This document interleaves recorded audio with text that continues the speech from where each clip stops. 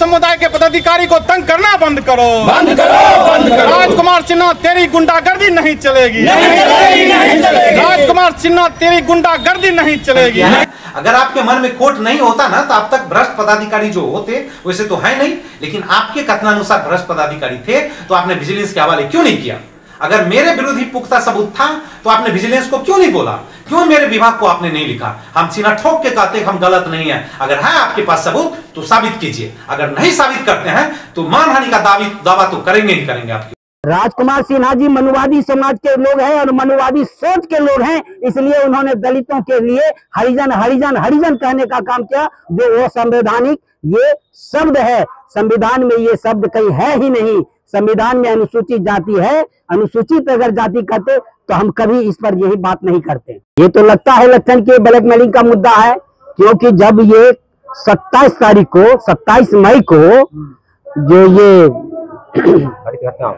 जो घटना हुई, उन्होंने 27 तारीख को वीडियो लेने का काम किया और 27 तारीख को जब वीडियो लिया तो वो उसे 27 को नहीं कर करके 28 को भी अगर करता तो ठीक था, लेकिन वो किया है 8 तारीख को किया है। इसका मतलब क्या है कि वो दलितों के साथ वो अन्याय अत्याचार करने का वो उसका जो सिलसिला पहले से बना हुआ था वो षड्यंत्र के तहत वो करने का काम किया है। विकास जी आप क्या बोलेंगे?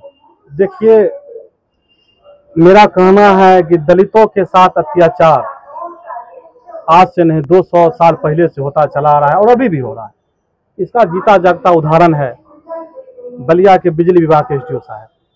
हम किसी पदाधिकारी के पक्ष में बयान नहीं दे रहे हैं। वीडियो 27 जैसे हमारे गार्जियन ने कहा, वीडियो 27 तारीख को वायरल हुआ, मतलब ये लोग किए हैं, लेकिन सवाल है कि वीडियो बना कैसे? जहां तक हमको जानकारी है, राजकुमार सिन्हा जी का इतिहास रहा है कि जब जब बलिया में पदाधिकारी दलित समुदाय के आते हैं, चाहे वो इससे पूर्व निरंजन कुमार जी हो जो डिसलार साहब थे, ब्रजकिशोर चौधरी जी हो, सुधीर कुमार हो, विकास कुमार हो, मनोज कुमार हो, इन लोगों का टारगेट रहता है और अखरता है, जलन होता है कि ये लोग कुर्सी पर कैसे आके बैठ जाते हैं और इनको सताने के लिए एक प्रोपेगेंडा इस्तेमाल करते हैं और फंसाने का एक षड्यंत्र रचते हैं।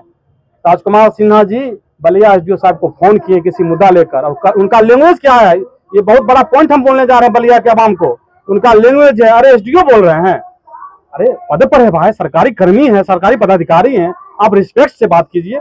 मुद्दा ईगो का टच वहीं पे हुआ और राजकुमार सिन्हा जी के द्वारा एक बहुत बड़ा षड्यंत्र रच के एक फर्जी वीडियो बनाया गया। उस वीडियो को हम पुष्टि नहीं करते, ये एडमिनिस्ट्रेशन का पार्ट है, कौन सच है कौन झूठ है जज का विषय है। लेकिन आप प्रेस कॉन्फ्रेंस करके आप हरिजन सब और ये कह रहे हैं हरिजन है, SC ST एक्ट, पासवान समाज को माथा पे तमगा मिल गया है, इसका गलत इस्तेमाल करते हैं। एक मिनट हमको बोलने दीजिए, थोड़ा सा इस्तेमाल करते हैं। ये आप कहने वाले कौन है?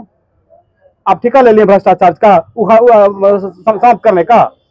बलिया का लोग जानता है, जितना भी आप मुद्दा बलिया के धरती पर भ्रष्टाचार का उठाए हैं उसके अंत में आप नहीं गए हैं। इसका क्या मतलब है? आप समझौता करते हैं, अगर जो लोग समझौता नहीं मानते हैं उसके खिलाफ आप वीडियो वायरल करते हैं। और 27 तारीख को जो एक प्रकरण चल रहा है कि एसडीओ साहब का ड्राइवर है, इसकी पुष्टि हम कैसे कर सकते ड्राइवर है या नहीं है? आप 27 तारीख को वीडियो किए, उसी समय वायरल करते हैं, आप 8 दिन बाद करते हैं, इसका क्या मकसद है? और इनके लोगों के द्वारा बलिया जो बिजली विभाग का एसडीओ है उनको फोन गया है कि आप हमसे मिलिए। एसडीओ साहब ने कहा मैं गलत नहीं हूँ, मैं नहीं मिलूंगा। उसके बाद ये लोग वीडियो वायरल करने का काम किया। ये आप पुष्टि कर सकते हैं कि उन्होंने हरिजन शब्द का इस्तेमाल किया? देखिए, वो एविडेंस मेरे पास उपलब्ध है, वो हम न्यायालय में देंगे। एविडेंस आप? हाँ, एविडेंस मेरे पास है, वो हम न्यायालय में देंगे। अगर बलिया प्रशासन, हमारे जो अनुमंडल पुलिस पदाधिकारी है, अनुमंडल पदाधिकारी है, इन तमाम जो लोग हैं जो एक प्रोपेगेंडा इस्तेमाल करते हैं, इनको बैठने से मना किया जाए। बार बार ये लोग थाना पर क्यों जाते हैं? क्या मतलब है? आप बार बार जाके ओडी कुर्सी पर बैठते हैं, इसका क्या मतलब है? अगर बलिया के प्रशासन इस पर SC ST मुकदमा नहीं करती है तो जितने भी बहुजन समाज के लोग हैं, हम लोग 1 सप्ताह के अंदर अल्टीमेट दे रहे हैं, हम 1 सप्ताह के अंदर जितना बलिया अनुमंडल बेगूसराय जिला का हरिजन है, जो अनुसूचित जाति के लोग हैं, ये सारे लोग हम उग्र आंदोलन करने के लिए बाध्य होंगे। बलिया की आम जनता को मैं इस प्रेस वार्ता के माध्यम से जानकारी देना चाहता हूं कि आज के प्रेस वार्ता से मैं संदेश दे रहा हूं कि बलिया अनुमंडल का जो स्थिति है, तथा कथित कुछ लोग हैं जो पदाधिकारी को टारगेट बना करके ऐसा खेल खेलना है। तो जो आज हमारे गार्जियन के माध्यम से जो आप लोग को सूचना दी गई, उसके माध्यम से मैं कहना चाहूँ, संवैधानिक आधार से अगर यहाँ की प्रशासनिक व्यवस्था में अगर सुधार नहीं लाया गया और जो तथाकथित लोग आज हरिजन शब्द का जो इस्तेमाल किया है, अनुसूचित जाति को टारगेट लेने का काम किया है, वैसे व्यक्ति पर अगर कार्रवाई नहीं होती है न्याय संगत, विधि संगत, तो हम 1 सप्ताह के बाद, जैसे हमारे बड़े भाई ने कहा है, हम यहाँ के जितने अनुसूचित जाति हैं, तमाम अनुसूचित जाति, तमाम यहाँ के संगठन, हम उग्र जनाक्रोश का रूप लेकर के इस पर हम अगली कार्रवाई के लिए न्यायालय का दरवाजा अगर खटखटाना पड़ता है तो हम तमाम लोग न्यायालय भी जाने के लिए तैयार हैं। इससे पहले भी ऐसी घटना हुई है? इसे घटना हुई है, लेकिन उनका पहले अल्टीमेटम उनको दे दिया गया है कि भैया संभल जाइए। अगर वो नहीं संभलते हैं, और यहाँ के पदाधिकारी को मैं कहता हूँ, आप जितना जल्दी हो सके इस पर निर्णय लीजिए, त्वरित कार्रवाई कीजिए संवैधानिक तौर पर। अगर आप नहीं करते हैं तो तमाम बलिया अनुमंडल के जितने भी SC ST OBC कमेटी के लोग हैं, इस पे कार्रवाई के लिए हम लोग आगे का दरवाजा खटखटाएंगे।